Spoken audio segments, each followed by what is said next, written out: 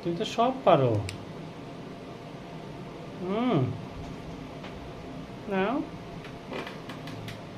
হুম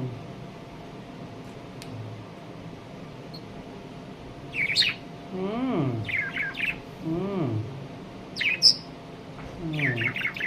হুম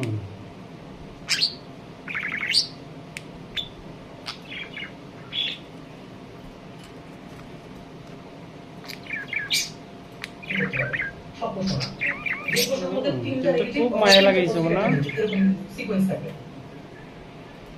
যদি কোনো প্রশ্নের মধ্যে চারটা অপশনের মধ্যে এরকম পান যে তিনটা পজিটিভ অথবা তিনটা নেগেটিভ, একটা মানে একটা অন্য জাতের আর তিনটা এক জাতের, এরকম যদি কোনো অপশন পান, বাংলা কথা বলতেছে, চারটা প্রশ্ন অপশনের মধ্যে তিনটা যদি পান নেগেটিভ, একটা যদি পান পজিটিভ, এরকম যদি পান তো এটা হচ্ছে প্রবলেমের সবথেকে ইজিয়েস্ট ওয়ে।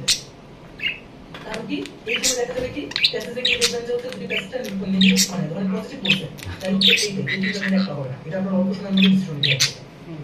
আবার যদি দেখেন যে প্যাসেজের মধ্যে নেগেটিভ বলছে, গুড বাই।